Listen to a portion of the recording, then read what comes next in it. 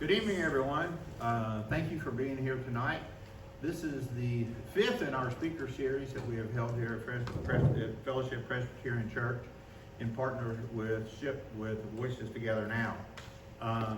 Tonight's topic is Christian nationalism. And as in the prior speaker series, I'm going to let Suzanne tell a little bit about herself. But I already had someone ask, why is the Executive Director for Pastors for North Carolina Children here to talk about Christian nationalism? Well, she is also a member of Christians Against Christian Nationalism in North Carolina, and this is a passionate piece for her, and she knows Pastor Catherine. So that's why she's here. So we'll do her presentation, and then we'll have a Q&A at the end. She does have handouts there in the back.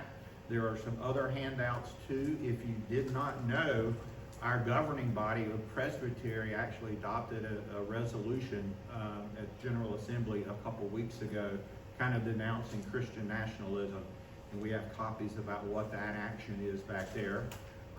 There is also an action that they took calling the war against the Palestinians genocide. And a copy of that is back there as well, and I thought it'd be good to bring that in since last time we talked about religious tolerance. So with that, so we're going to have a lot of good information and presentation. I'm going to turn it over to Suzanne.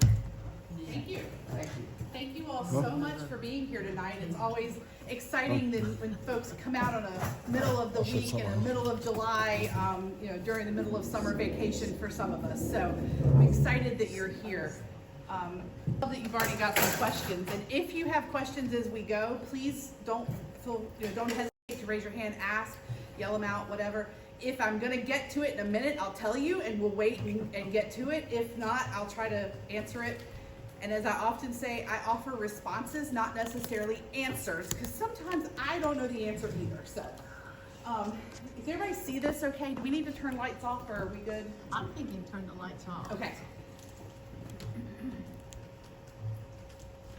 That's a little better. Yeah? Okay.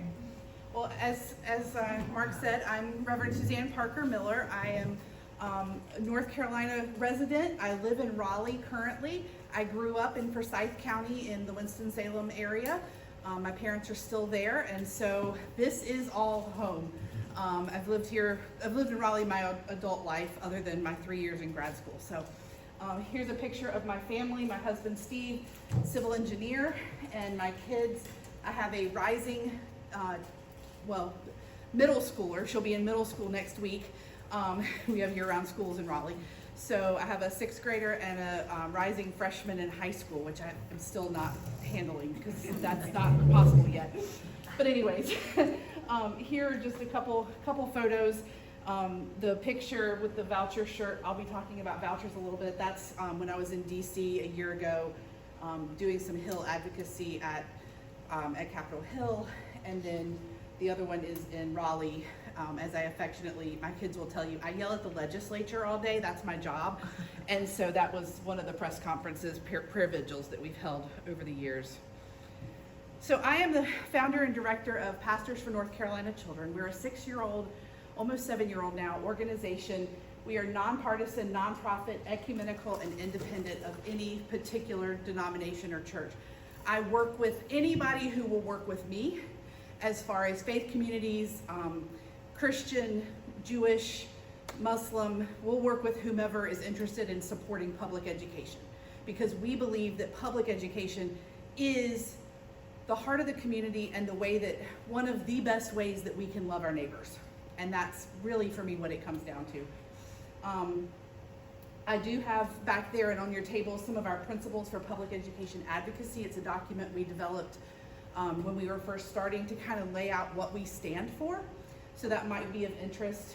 And if you scan this QR code, it takes you to the web page that has the links to this presentation, the handouts, anything like that. So if you see links, you can click them on the website copies. So try to make that easy. As Mark mentioned, Christians Against Christian Nationalism. Have any of you heard of CACN, Christians Against Christian Nationalism? Yes, okay, one or two. Awesome. Well, Christians Against Christian Nationalism is a national organization. It's a national project of the Baptist Joint Committee on Religious Liberty. BJC, Baptist Joint Committee, is a national organization based in Washington, D.C., working on religious liberty, religious freedom. They are really some of the leaders in this work. It is a core Baptist principle, and you do not have to be Baptist to participate in this. I am not Baptist, I forgot to say that. I'm Moravian in background. So, but I work very closely with the BJC staff and with Christians Against Christian Nationalism, because they are really leading in this work around Christian nationalism. And about a year and a half, almost 2 years ago, we began forming North Carolina Christians Against Christian Nationalism. And so I was instrumental in helping with that because of the intersections between Christian nationalism and education, which we'll get into in a little bit. So this is one of my favorite quotes. I always like to share it.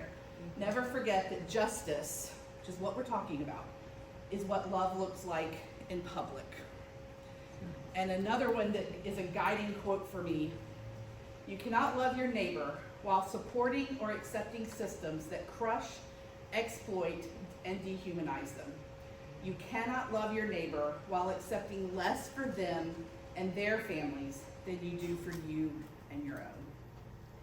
And I think a lot of that really gets at the heart of why, for me, this is such a problem. Because Christian nationalism is, as we talk about it, it's taking away the humanity. It's taking away the humanness in some people and othering people. And that, for me, is a huge, huge problem. So, if I say, what is Christian nationalism? What do you say? You don't know. Perfect. Glad you're here. Any words, thoughts, images come to mind? A big orange man. Big orange man, okay, who shall remain nameless. Worship of power. Worship of power, key, bingo. Worship of power. Power is key in this, yes. I was going to say bigotry. Bigotry, yep, okay. I say anti-Christian because it doesn't stand for love, which is what Christianity stands for, love. Okay, you guys are giving the presentation tonight, perfect.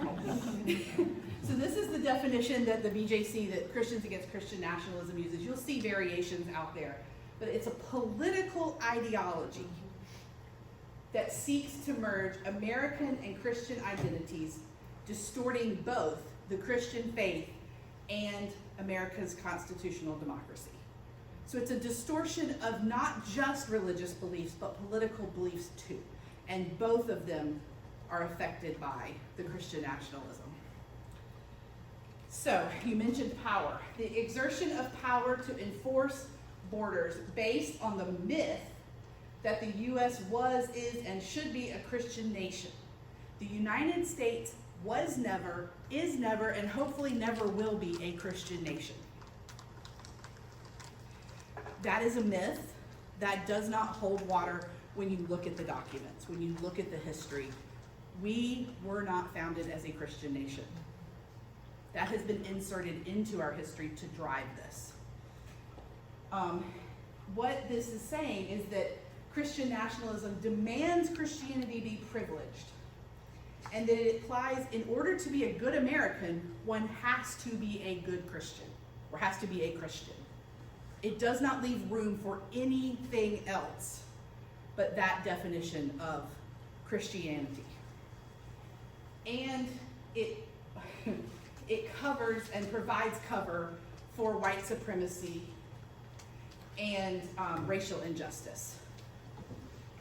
A lot of times you will hear people say white Christian nationalism. A lot of times I will say white Christian nationalism, because to me, separating out the racial piece of this, the white supremacy piece of this, and the Christian nationalism piece, there are some professors who will parse those.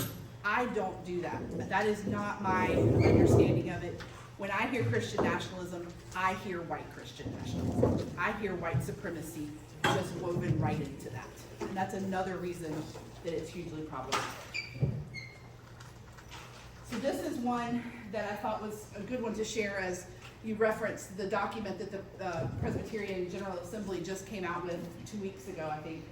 They say in their statement, Christian nationalism is a dangerous and increasingly pervasive ideology that seeks to merge national identity with Christian identity, distorting both faith and politics. Very similar to the one that we read from BJC.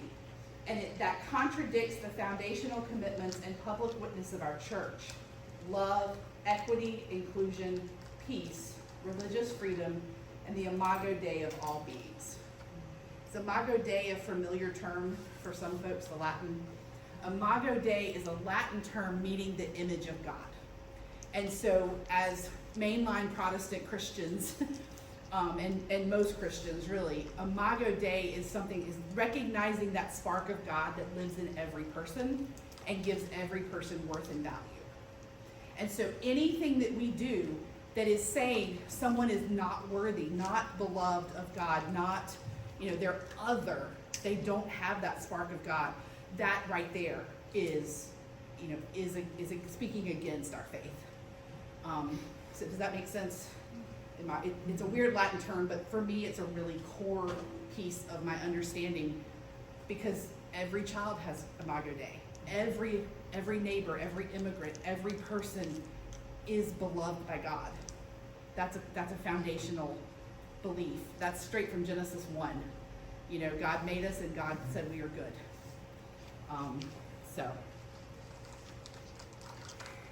these are just some of the ways that we overlap white supremacy, as we were talking about with Christian nationalism. You think back to the violence, the manifest destiny process of Europeans coming over and taking over the land because nobody lived here and it was free, and neglecting to mention that it was actually habited, and the Native Americans were here and all of that. So it's the violence that was done with that manifest destiny. It's also looking at things like chattel slavery, that's all connected in, and the racist violence against Black Americans. We also see it show up in the anti-immigrant bias, and places like the anti-Asian hate, which is certainly prevalent many places, but anybody who's not white, Protestant, Christian, American by birth, all of that, the birtherism, all of that is, plays into this. Here's just a couple of images that you can see from examples of where Christian nationalism shows up. Those carrying the crosses and the Christian flags at the Capitol on January 6th. There's a baptism happening down here with a woman wearing an American flag shirt. They're again holding the Bible, and some of the January 6th stuff. Is that a Trump Bible they're holding? I'm not sure. I'm not getting close enough to find out. It also shows up in very, very overly patriotic type worship. The July 4th Sunday, Memorial Day, those are often teetering on from patriotism into more nationalism. And there is a difference. Patriotism often gets confused with nationalism. Patriotism is love of country, but also in many ways understanding that the country's not perfect. That we can be critical of the U.S. and U.S. policy and also cheer for the Olympic team, or the World Cup team, or whoever it is. And that's patriotism. Nationalism is, we are the only right people. We are the only ones, and the U.S. has never done anything wrong, which we know is not true. Just some other examples. The 10 Commandments we'll talk about a little bit more, but posting of the 10 Commandments in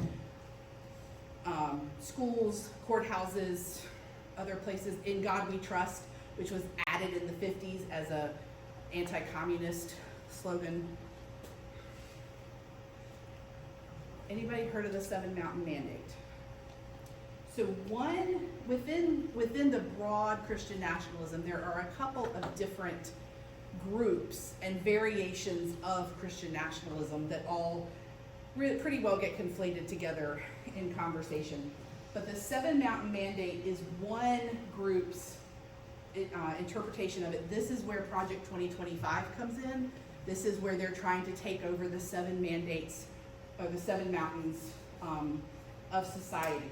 They believe that if they can take over these 7 areas of the country, it will make us a Christian nation, and they will have achieved their goal of us being a fully Christian nation.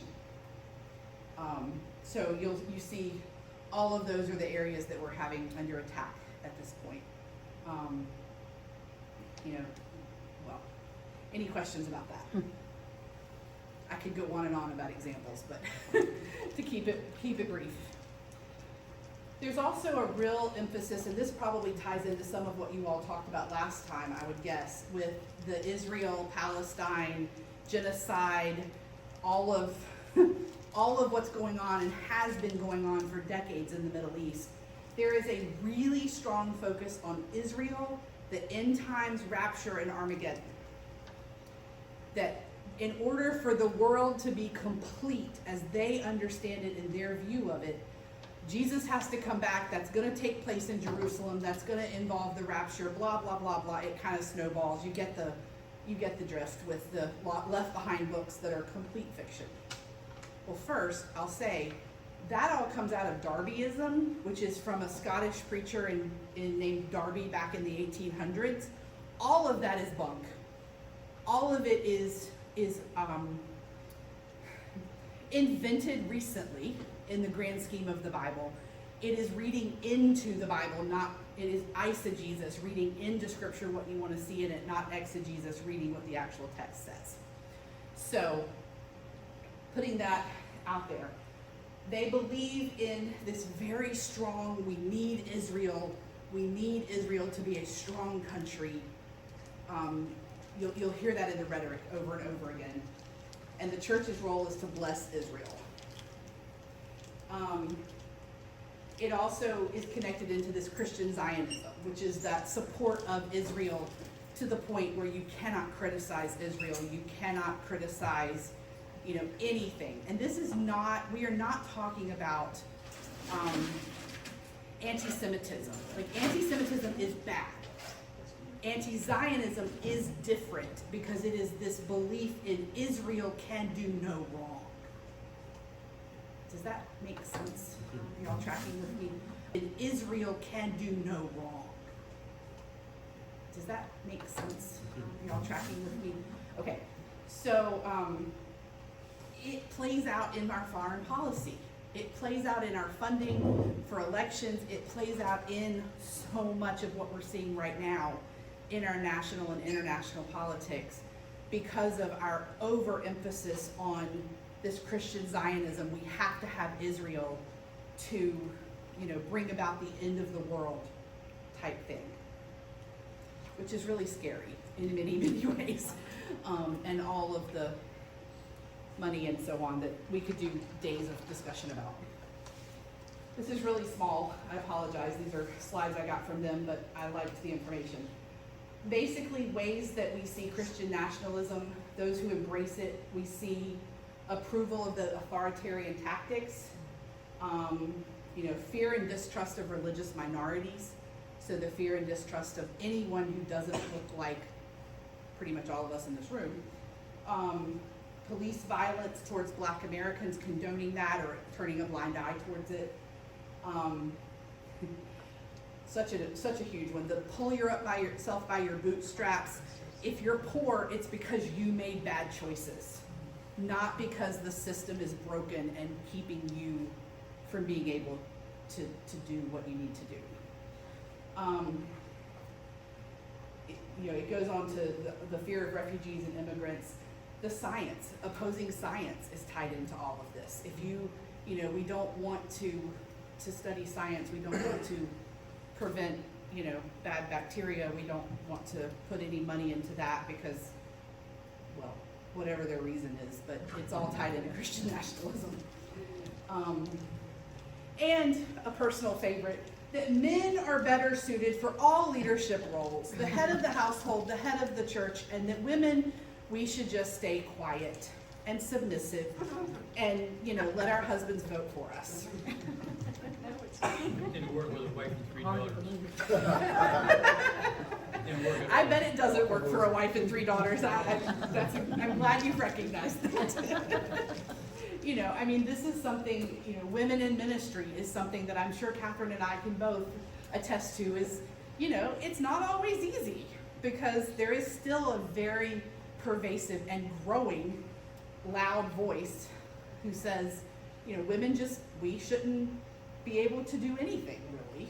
We just are supposed to stay home and make babies. I had 2, I don't want any more. So this is the PRRI research, and I'm trying to think what that stands for, but anyways, Public Religious Research Institute, I think is what that is.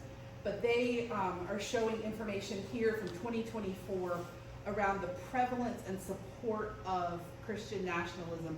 The darker the blue, the more support for Christian nationalism in the community. And so you can see North Carolina is not the darkest blue, but we're certainly not in the green to yellow area. This is very pervasive. And one thing I often remind people is a lot of times people who are Christian nationalists don't actually know they're Christian nationalist. Kind of like you may be racist and not know it, you know, not realize it. It's a similar thing. They may not recognize that. This is a term many of us are probably not familiar with or just becoming familiar with. But it sounds familiar, right? As we talk about Christian nationalism, you understand what we're talking about as we name it and show pictures and so on. For some folks, that's just the way they've always been raised. That's the way their church has always done things. They don't see it as a misshaping of the gospel, or as that's the only way they've ever heard the Bible interpreted, so they don't realize that there's other interpretations. So when you might get frustrated with people that you know who you hear these things from, I hope it provides some grace and opportunities to explain a different viewpoint, because they may not have never heard it. This is some information about, you know, we are, you know, beliefs, and this is, you know, from the Christians Against Christian Nationalism statement. I'm not going to read all of this, but I will tell you the Christians Against Christian Nationalism.com, I think it is. It's on the link. You can go on and read their full statement and sign it if you're interested. They have a thing that puts you on their newsletter list, which they don't send out a ton, but they will send out occasional, you know, updates about things that are happening or events, you know, to keep you aware of. So I do encourage you to consider reading and signing the statement. So, Christian nationalism and education. Before we get into this, let me stop and see if there's any questions at this point. Yes? Where do they get their doctrine? Where I have trouble or can't wrap my head around is they call themselves Christian, but they're not Christian. So where does the doctrine come from? The 7 mountains, and does that come from the Bible? They pull it from the Bible. I mean, it's all about cherry picking. So you cherry pick the verses that you like, just like they do with any other topic that, you know, take your pick. I was watching a video today, and the pastor on the short video was saying, well, you know, if you use wear clothes that have, you know, cotton and linen together, then you're sinning. And if you play football, you're sinning because you're touching the pigskin, and like all of these different things, because you can pull anything you want out of Leviticus or Numbers or Deuteronomy. There's a lot of laws in there that they say are sin, but we don't abide by today because they don't make sense in our context.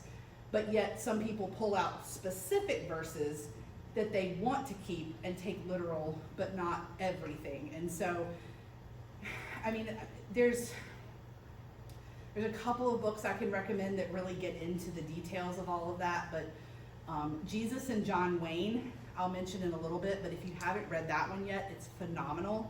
It's Jesus and John Wayne. It's a history of basically how the faith became corrupted. And it looks at the history of since the 50s and 60s all the way through to what led up to Trump. basically, and lays it out in step by step how all of it got corrupted. So she, Dr. Dumays does a really good job of in about a 300-page book. So Suzanne, this Yes. is where the SAVE Act is coming from.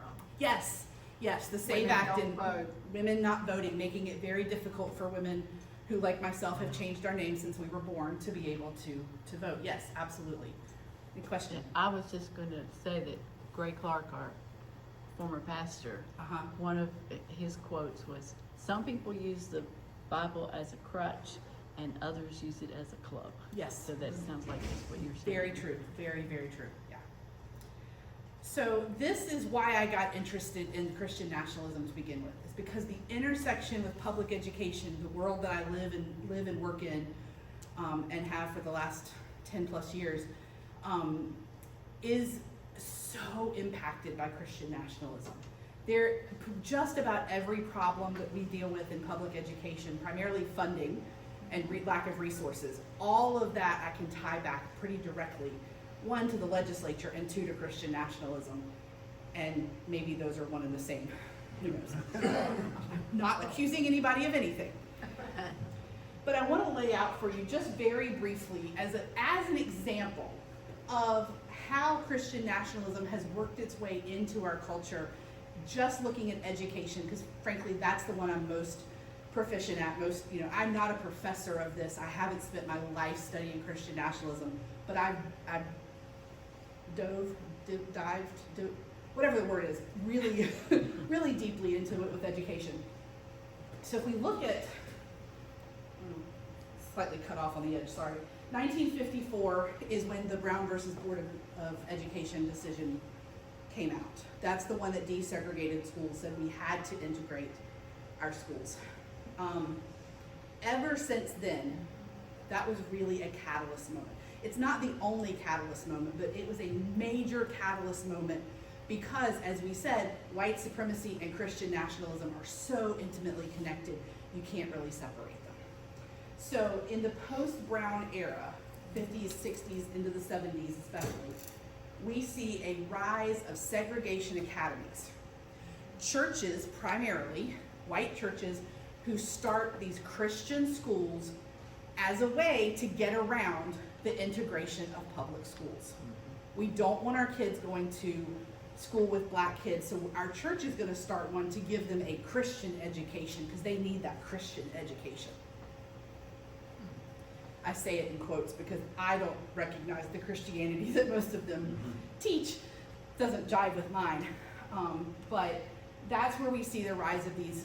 They don't call themselves segregation academies, but a lot of times if you look at the dates, it's hidden in there. That's also where we see the rise of vouchers the first time. School vouchers, or opportunity scholarships, as the state likes to call them, first came about with white families trying to get public money to pay for these private Christian schools. And that is still exactly what we're seeing today. There was a case in 1971 at the Supreme Court that said you couldn't be tax exempt as a school if you were a whites only school. That is then what really accelerated some of the segregation academies and so on, and the tax exempt piece getting involved in the school education piece was really, really, it just blew it all up. Then you have 1973, the Heritage Foundation is founded. Same one that we're dealing with today, and that, yes, Joseph Coors, that is of the Coors beer, same family, and Paul Weyrich, which we'll see his name multiple times. These are two gentlemen who got together to create a Heritage Foundation, and that Seven Mountain Mandate, and a lot of that is in Project 2025, comes out of all of that.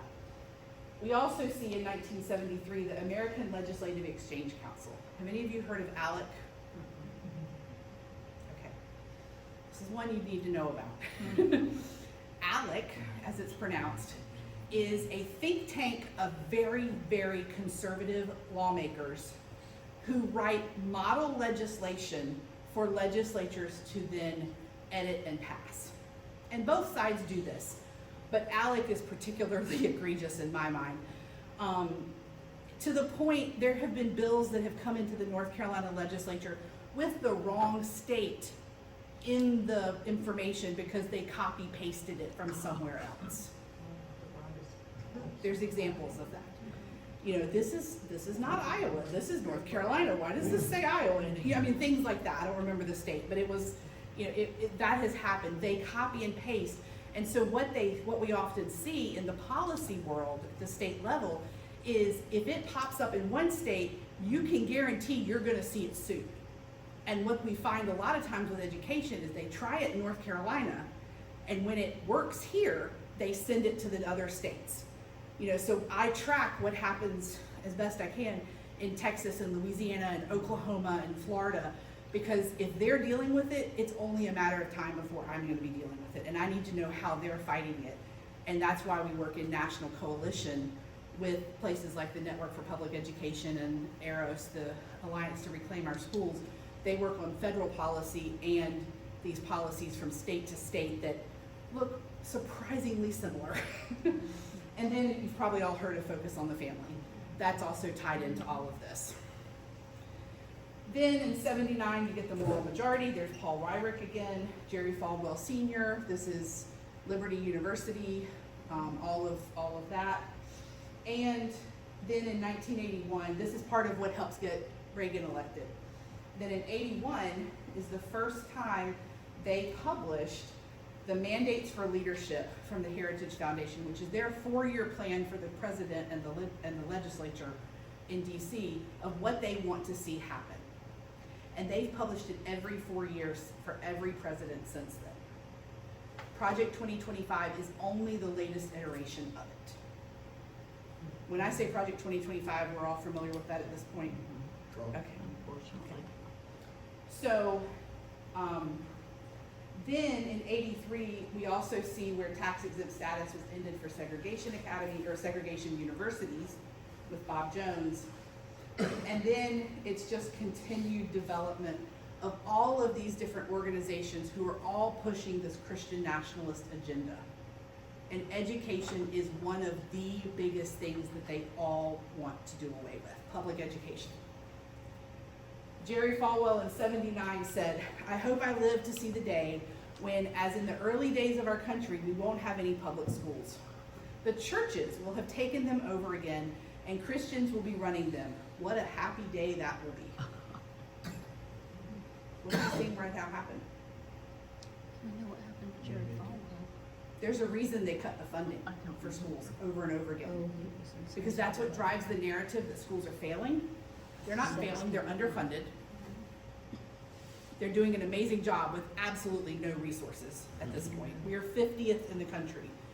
50th in the country for funding for public education.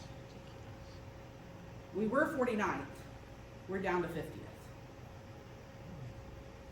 But if you don't fund the schools, then you blame the teachers and the students and the schools for failing. Well, how do you fix that? You provide competition in the form of private schools, because those are better. Families can choose those, and well, if they're gonna choose those, we need to give them, you know, money to be able to afford it so that every child can have the opportunity. And they don't have the same accountability. That's right. They don't have the same accountability. They also are not required to serve every child. Private schools pick what children they serve. Public schools cannot choose that. That is a huge, huge difference. And not every private school is bad. I'm not here to say that. If you want to send your child to a private school, do it. That's your choice. You know your child best. Make those decisions. I have an issue when public money is being sent to unaccountable private schools. Because the unaccountability, that lack of accountability is really, really problematic. And we have some of the least accountable voucher money in the country at this point. So we talked about vouchers and how the segregation academies are connected. We've talked about defunding public ed. In 24-25 in North Carolina, 73% of the vouchers that were given away to students were given to private religious schools. And the vast majority of those were Christian schools. Repeat that. 73% of the vouchers that were given away went to religious schools. and 86% of the voucher funding itself. So $371 million just that year was given to private religious schools. And I'm guessing not many of them were mosque. There's a few mosques, there's a few Jewish schools, there's a few that are sectarian, like no religious connection. They're not exclusively Christian, Okay. but the vast 73% are Christian. Yeah. And if you are interested, I didn't end up bringing the numbers, but I could look them up later. Their Public Schools First NC is one of our partner organizations, and they have reports where they break it down by county, by school, all the information. You can go in and look and see like how much money Guilford is losing, because the legislature claims that that money is not coming directly out of the public school budget. But it is. It's a shell game of where they're moving it from, but it is being taken away from the public schools.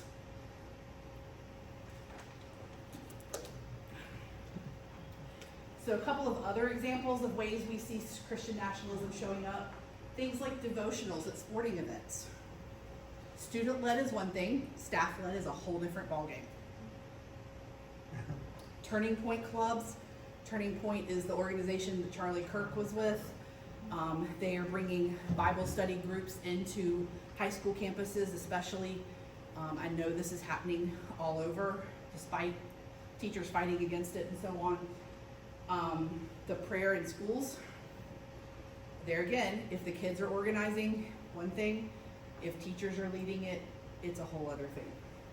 The 10 Commandments in classrooms. This has become law in Texas. It's in Oklahoma. It's been in Louisiana. It's a matter of time before it's here. The irony of this one, though, is which version of the 10 Commandments are we going to list? Because there's one in Exodus. There's a different list of 10 Commandments, slightly different, in Deuteronomy. And do you use the Hebrew? Or do you use the King James English? Which translation do you prefer?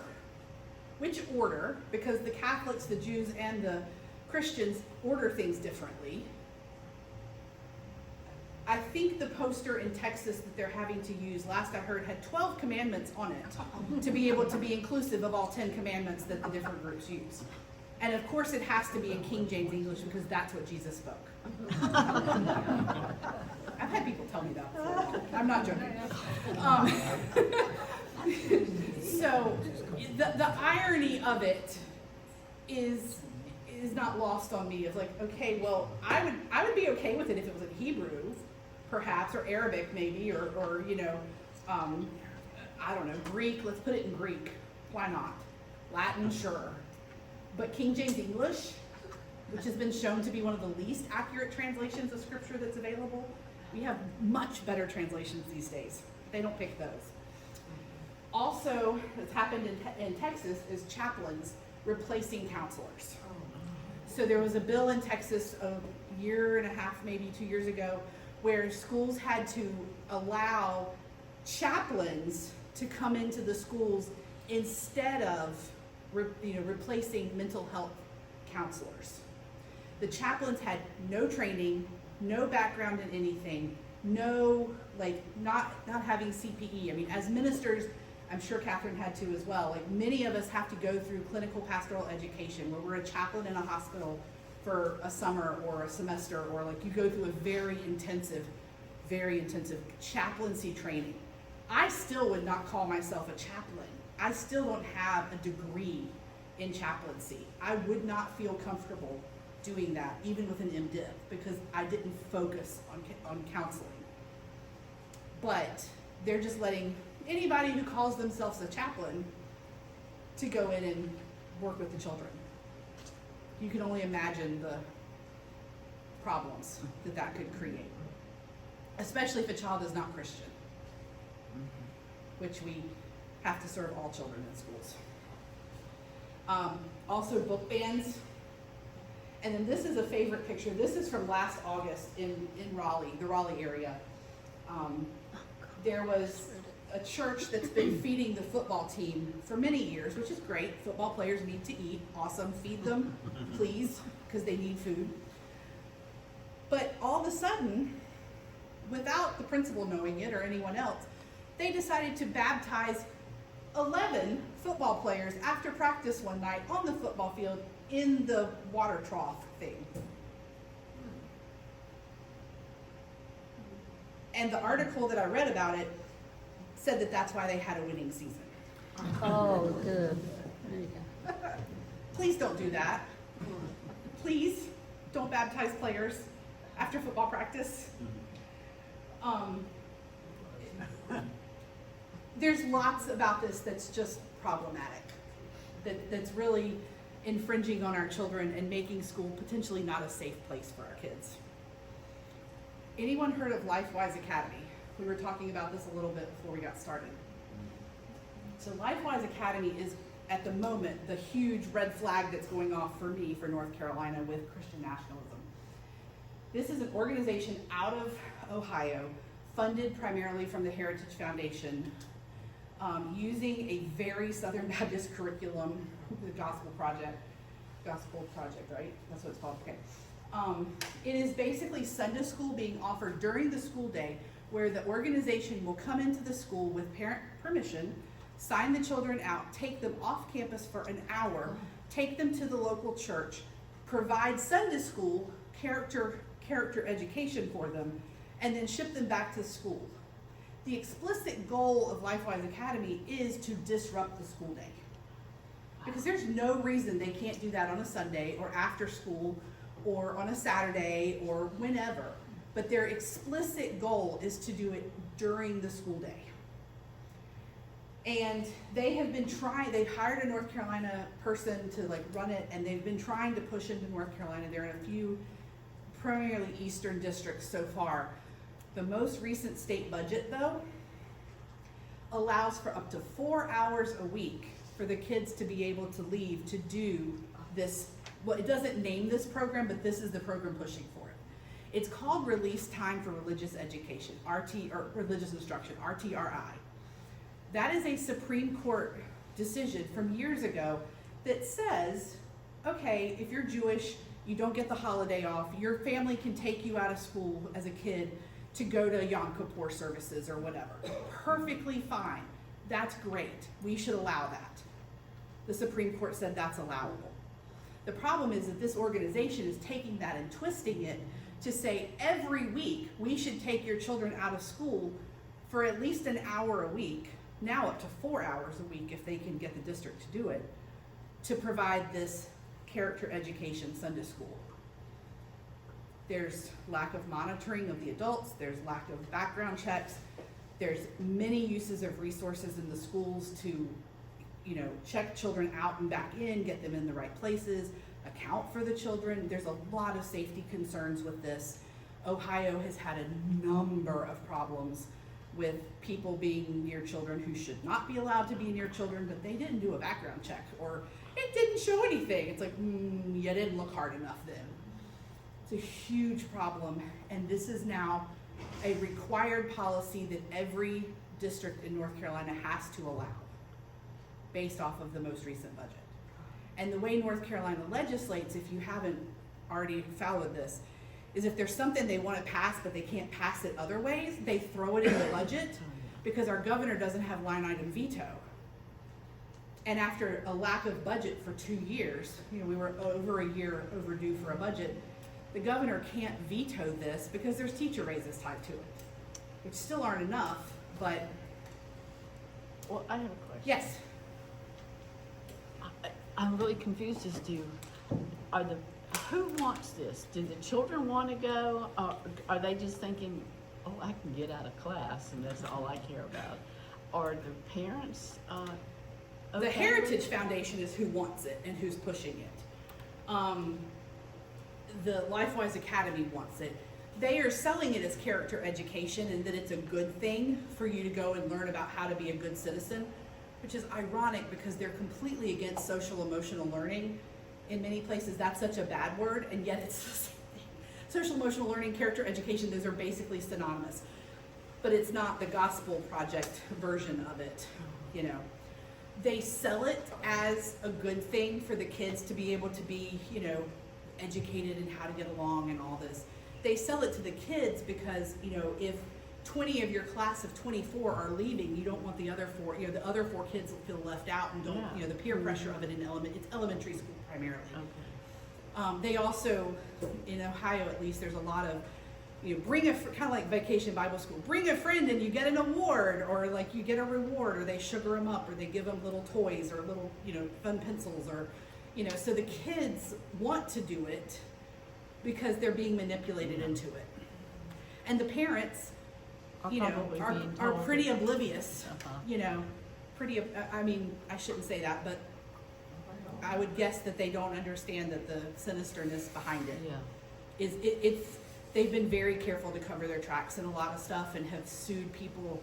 There's a group called the Secular Education Association in Ohio that's formed of parents trying to, they were first Parents Against LifeWise and rebranded a little bit, but they've been sued because they were trying to get the curriculum to like look at it and stuff like that. So they're being very, very sneaky.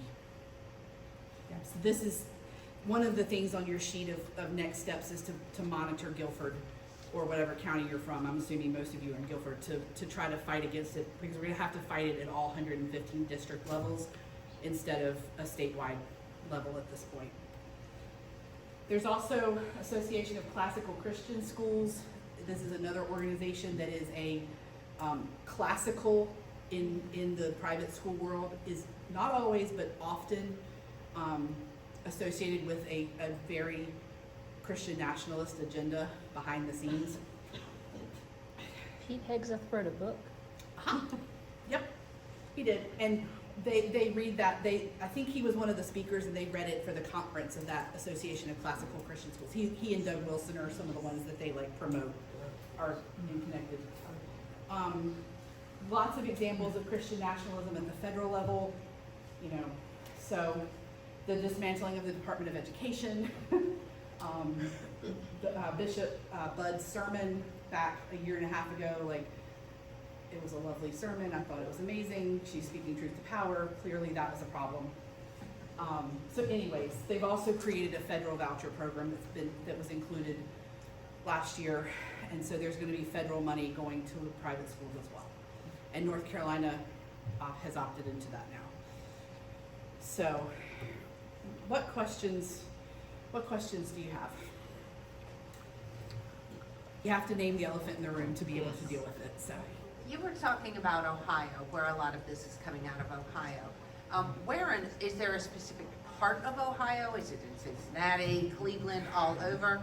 The reason I ask is because I have a niece who just moved to Ohio with her family, and I'm a little concerned now. Yeah, I don't remember the name of the small town where this officially started, Uh-huh. but it is completely pervasive in the entire state at this point. There's a Okay. map on, if you go to seculareducationassociation.org, they have a map where they're tracking all the schools where it is, and if you look at Ohio, it's just, you know, dot after dot after dot, so. And that you could go in and look at like what stage they're in, and most of the Ohio ones are operational. So I don't know, I can't remember the name of the town, but it's everywhere. Yeah, and that's, you know, they've been so successful in Ohio, they've gone gangbusters nationally. And when you have the funding to do something like that, thanks to the Heritage Foundation, you can. But those of us who are fighting against stuff, just, it's such an unfair fight financially that, you know, we're trying our best, but it's me versus the world, you know, it feels like most days. Other questions? Yes, Not a question, but comment. an observation Lori and I made. We went to a funeral at a large church on Pleasant Ridge, right outside Greensboro boundary. Very large church, very modern estate. There was no crucifix, no cross up where they read the service. There was no cross on the outside of the building. But there's flags everywhere. Yeah, they were doing it. We were really surprised, impressed, and surprised. Yeah. There was a movement back in the 90s, I think, like with Bibles and all of that. Like, there was a big movement back in the like 90s, I think it was, with the seeker movement of like, if we take away those barriers of the cross and so on and so forth out of the churches, it'll make them more seeker friendly for people who are unchurched to come into churches and things like that. It may be a situation of that. It may just be, you know, worship of the flag instead of the cross. I mean, We think it's a Christian, Yeah. Christian nationalist church. yeah, there's a lot of them around. Yeah, it's really, you know, it's interesting when you start going in and looking at websites, and I do that a lot for fun. You know, I'm a church geek, so I'll go in and read the statements of belief and look at the, you know, the information about churches, and a lot of times it's pretty clear. I mean, at least for me, the coded language is pretty clear. It's like, oh, yeah, that was not what I would have. 2 minutes in your table groups, we can talk about, these are just a couple that I came up with. If you have other comments or things you want to share in your group, that's great. But what stands out to you about Christian nationalism? Where maybe have you seen it in your own communities? How would you characterize its distortion of our faith? And what's most concerning? So you want to take about 5-10 minutes around your tables, and we can talk about that, and then we'll come back for some more discussion in a moment. Okay, how are the conversations? Are we at a good stopping point? Okay, Yeah. so I'm curious, anybody have stuff they want to share, insights, ideas, thoughts? I get relocated from Florida, Uh-huh. and we lived in the Villages, which was, I'm sure you've heard of. Quite the Oh, golf yeah. cart. Oh, yeah, yeah. I've heard about. But a lot of politics, and I knew that I was just sharing with Dan and Betty that there was something that wasn't right.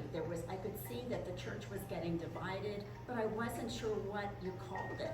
I knew nothing about what Christian nationalism. I just knew what my own beliefs were, and I knew there was something. I could see that the church was getting divided. People were, and we were kind of not shunned, but because of our beliefs, our different views on our Christianity. We noticed that there was a difference. And even with friends, we would have conversations, and I'm thinking, what am I not Where seeing? did that come from? Like, where is that in the Where Bible? did that come from? Yeah. And so, I just shared, George is a veteran. So for me, the American flag was, to me, I took pride Right. when he served, coming off the ship and saluting the American flag. I felt proud to be an American.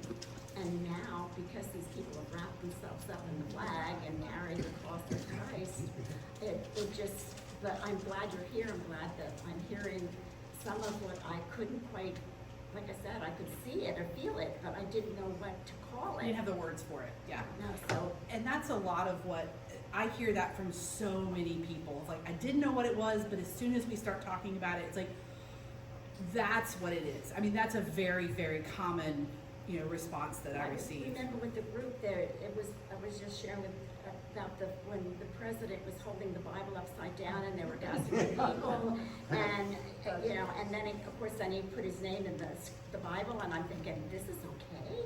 Yeah. I mean, I couldn't understand how, as a Christian, you could say this is okay. Right, an autographed copy. Yes. You paid $200 for it, so, I mean, Yeah. I couldn't quite understand it, but I'm glad that we were able to come to this, and you made some of it I'm glad you're here. a lot clearer. Thank Thank you. you. Yes. Another thing that I was mentioning to the table here is I'm from DC, Uh-huh. and I know a couple of very powerful people that are going around the country, and they're also dragging in the big corporations, Uh-huh. saying that you have to have this prayer in the corporation, and the same things like you said in education. So this goes to that economics and all. So Mhm. eventually, you're going to see a lot of other big changes as a result of this that's being done under the wire, that's not being so much talked about or recognized. It is, and that's part of those 7 mountains. The 7 mountain mandate, that is one of them. Business and industry, helping bring them along in the conversation too. Yep, absolutely. Other thoughts, I comments? have a question. Yes. I'm a Lutheran, I don't go to this church, but I'm glad you're here. I'm friends with Lori and Mark. So, but my question is, as a pastor, how do you handle these divisions? Because I know our pastor has a hard time, because we have, I'd say our church is really pretty liberal, but there are still people who are Trumpers and pretty conservative and. Purple church, as we like to call Yeah, it. and so how do you balance that? You know, I'm not the best pastor to answer that because I'm not preaching every Sunday in a congregation, having to navigate those things. Having said that, you know, one of the things that I like about, you know, us having these conversations is in order for a pastor and many times to be able to feel free to speak in their pulpit, you know, and be more upfront and truthful about some of this stuff, it's really helpful to know that there's those in your congregation who support you in that you're not speaking to people who are gonna throw you out immediately all the time. You know, don't throw hymnals at your pastor like you would rotten tomatoes. Please don't throw hymnals. But it often has to come from within the congregation and small group conversations or book studies or those types of things. Some pastors feel comfortable getting up and preaching on this. For some, it's a lot more subtle, you know, and I have a friend who when I hear her in the pulpit, I can tell she's addressing Christian nationalism because I'm listening with that ear to it, but it's probably a little more subtle than, you know, sometimes. So like, because those who hear it, and those who don't, it maybe doesn't ruffle their feathers too much. It's a really hard balance. It really, really is. You know, and it's also something that most of us, at least of my colleagues and so on, we were not trained to deal with Christian nationalism in seminary. I graduated seminary 18 years ago, I think. I remember one conversation about Christian nationalism in my 4 years of seminary, and that was about flags in the sanctuary and whether that was a hill you wanted to die on or not. If you're gonna be the one to take the flag out of the sanctuary in a congregation, you better be darn well sure that you know why you're doing it and be willing to die on that hill, because you will. Was basically the gist of the conversation. That was it. This is all stuff I've had to learn on my own since then. Because 18 years ago, I didn't know what it was either. You know, I mean, it wasn't something that was in the national zeitgeist or whatever. It wasn't on the nightly news every week. So sometimes I think pastors are also just, they haven't had a chance to learn as much as they need to about it, or they're still learning themselves, and do you want to speak on it if you don't know all the answers? You know, all of those things come into play. But, you know, that's where having church members, like I said, to be able to, hey, we're going to do a book study of this, or we're going to talk about this, and then it kind of, you know, works its way out. At the same time, the pastor is thinking about it in conversations, like that can really, you know, be a helpful way from what I've seen happen in churches. Yeah. It's a great question. The other thing I'll say that I don't know if you all are following it, but there are a couple of constitutional amendments that are going to be on the ballot in November, thanks to the legislature, to limit property tax and income tax. I think it's a property tax at the local level. So counties are primarily funded by your local property taxes. That is their main means of raising income. Well, what's happened in Guilford and a lot of other counties is because the state funding, especially for education, has been so low, a lot of our counties have been stepping up and funding more than they're supposed to in order to, you know, kind of stay off the difference. I know in Wake, we have been shielded from a large majority of the cuts because our income tax base is so big, they can raise the funds pretty easily to be able to make up the difference. That is no longer true.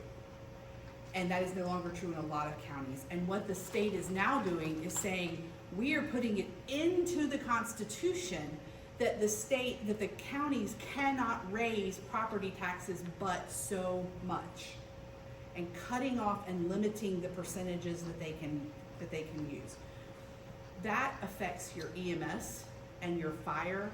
That affects your police coverage. That affects your schools. It affects all of basic services, because if the counties can't raise that money, and it's not coming from the feds and it's not coming from the states, and now they've got a 2% cap or whatever unreasonable number it is, I mean, none of us want to pay more taxes than we need to. But I also expect the EMS to show up if I call 911. And they're driving 30-year-old ambulances. I mean, literally, I was at In the county Randolph commissioner County. meeting in Wake a couple months ago now, in end of May, beginning of June, where they were going over the budget, and they said, if this happens, we will literally have to cut coverage and cut positions at the fire departments and at the EMS. And we're a growing county just like Guilford is.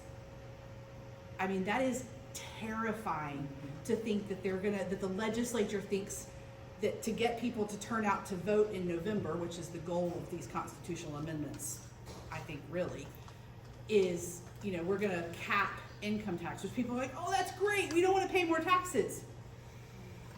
Yeah, but they won't order services. Yeah, but we want the Yes, services, and that's right. what they pay for. And we need those, we need the roads, we need they've already capped income tax, or, corporate income tax has gone to zero. Yeah. We were the lowest percentage at 2.4% in the country, and in the entire region. We were at 2.4% for corporate income tax. If we had just kept the number where it was, we could have funded schools at an adequate level. But instead, they have literally cut it by 2030, it will be to zero. Corporations will pay no income tax, but yet they use our roads and our water and everything else. That's already happened. And they can also pay, contribute to campaigns, whatever amount they want. Which is why it's all happened. Though a lot of the businesses and stuff weren't even asking for it. They were already like 2.4% is already the lowest. We don't, but it's to attract business. It's like we're already number one in the country in business, but we're 50th in education. Make it make sense. Yes. What are your recommendations that we can do as individuals in response to this Christian I'm nationalism? so glad you asked. So, next steps. So on your table, you have a sheet, and there's somewhere in the back if you need it. This is the one I printed that my ink was out of, but there is a call to action or next steps that I put on the tables for you. One side has all the information about Christians against Christian nationalism. Ladies go. Where you can sign up, find out more information about the North Carolina work. Also, more information about that. The other side, I have basically 6 steps, things that I would recommend and encourage you to do to at least get started with all of this. So one of them, how many of you have seen the Bad Faith documentary?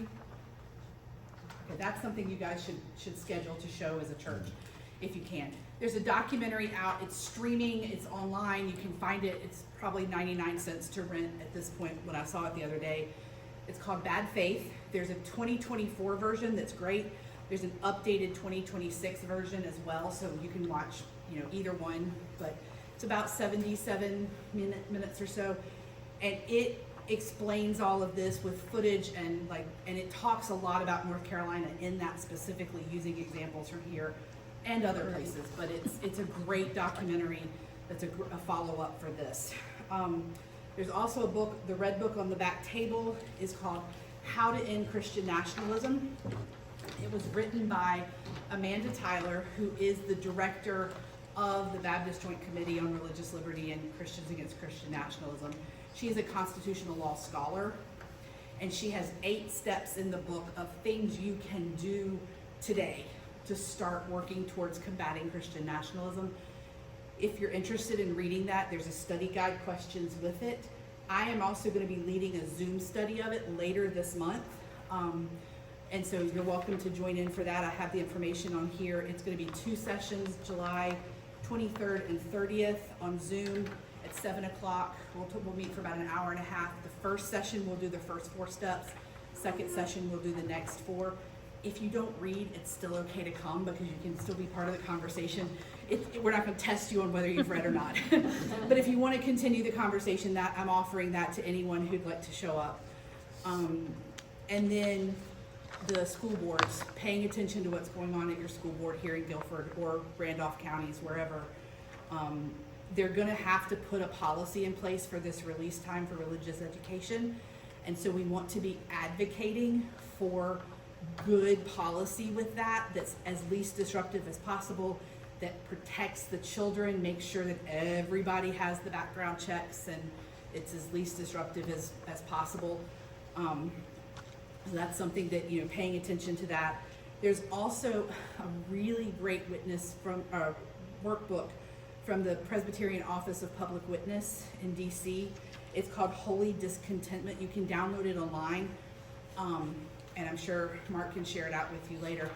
It is a workbook of literally how to get involved in your local, state, and federal with advocacy for any topic you want, but it's a really great resource. I recommend it to lots of folks, not just Presbyterians, because it's really solid. It also goes through a lot of like faith-based organizing and like why we do this. Fabulous. And then BJC, if you like podcasts, you're into podcasts or blogs, BJC has a Respecting Religion podcast that is a very up-to-date. Amanda Tyler is on there like every week or two, giving updates from the federal level of, you know, what they're paying attention to at the religious liberty level. And another organization we work with is called Americans United for the Separation of Church and State, AU. They have a great blog that also does current events, very, very regularly updated. So lots of ideas of ways to get involved. Raising awareness and talking to your friends and church members about it is number one. We just need people to know what this is. Yes. Great have them do unto you. Mm-hmm. What part of the Bible was it? That Jesus said that? Who said that? Yeah, but don't ask me to quote the verse at this point. What's so crazy for me, though, I can't quite get into my mind. We got 365 million people in this country. And no telling how many people will just as soon shoot you, look at you. How does that work anymore in our societies? I mean, that's a great question with not an easy answer. It's sort of a paradox, you know, like you would probably do one thing and the other, but we wouldn't all like the same thing because we don't like chicken or. Right. Well, and there's it's interesting you mentioned that, because my husband came home from a workshop one day with civil engineers or something, and he's like, have you ever heard of this? And it was do unto others as they want done to them, which is the platinum rule, apparently. This is a new platinum rule. All right, so And actually- thank you, Google. It's Matthew 7:12 and Luke 6:31. Thank you. I was going to say the Beatitudes, which is early Matthew, but thank you for saving me on that one. I don't, quoting verse and line is not always my skill. And our church here is for Matthew 25 church. Awesome. Yes. Who was Go into Matthew? others. Who Yes. was Matthew talking to when he wrote that? Though? I don't know Jesus that said part. that, right? In Matthew 25 Yeah. or the Matthew 7, both of them, Jesus said yes. So the Matthew 7 is part of the Beatitudes section in the Sermon on the Mount. Right. So talking to, you know, all about how to live together in community, which is what politics is. Politics is how we govern ourselves and work together to live in community together. Politics isn't a bad word. It's the partisanship that's the problem. Well, and it's the crazy and the same. Mhm. We got a lot of crazy people. Well, and it's Trump's interesting. crazy. Yeah, it's interesting that you mentioned the Matthew 25. I was listening to a podcast this week called The Holy Post, which is another great podcast. Holy Post. The Holy Post podcast. And they actually did a whole segment on Matthew 25 because they said there was this whole other interpretation of Matthew 25. And it was a really interesting podcast because they were talking about who was Jesus addressing in Matthew 25. And many of us would say he was addressing the corporate community. He was addressing the system. He's addressing the people. He even says in there the nations. He says to the nations, which was like people groups, the ethnographic people groups and stuff, not nation like we think of today. But he was talking to the people to do these things for one another. Well, there's this other side of the interpretation where they take one Greek word and we're twisting it to be all of those things are supposed to be done very individually. You as an individual are supposed to do those, but not to do them corporately. And that was kind of the alternate side of the Matthew 25 interpretation. And I was just like, whoa. I mean, it was really interesting because they got into the Greek and some of it But they were talking about that very thing of like, we're a Matthew 25 congregation, we do these things, we see this, you know, I mean, they weren't referencing that specifically, but like that idea of we do this corporately, we believe in this being all of us together as a community are supposed to take care of the people who are, you know, needing food and needing shelter and in jail and all of this stuff. And that we reread the same passage and yet get a completely opposite interpretation that you're only individually supposed to do those things, that that's not the job of the state. And that's, I mean, I think it's fascinating how we can read the same scripture and just get two totally different interpretations. And I think it's a both and. I think we have to do individually and we have to do it corporately, you know, would be, I don't see why you have to make it one or the other. Jesus took the 10 Commandments, he made them two. Mm-hmm. Summed them all up in two. Love God and love neighbor as yourself. Yep. And yeah, I mean, that's that, you know, getting back to that golden rule. I mean, that's what the Beatitudes are all about. The Sermon on the Mount. How do you live together? How do you care for one another? When you get into a lot of churches, no matter what exact faith they are, you've got a few people that'll help keep it open. Mm-hmm. And you got a lot of people say maybe believe in Jesus, but they won't carry through with it in helping some of the people in that church that are starving to death. Right. And so Yeah, and there's a lot in, you know, you'll hear a lot in the government now, especially, I mean, it's always been there, but it's strong, is that it's not the government's job to take care of people, it's the church's job to take care of people. And I'm like, well, it's kind of both. You know, the government is supposed to serve the needs of the people. Yeah, the church has a role in that, absolutely. But for me, I'm more interested in the systems change. I'd rather change the system that's broken than to keep fixing putting a new Band-Aid on every time, you know, something's messed up. There were presidents that went to church every Sunday. They didn't go to the golf course. Yeah. There were presidents that went every Sunday to church. Yeah, there's a few of them who have. I was in Carter's church back when we were in DC, in the picture there. We went and had a dinner that night and got to see the pew that had the little tiny plaque where he used to sit and stuff. It's pretty cool.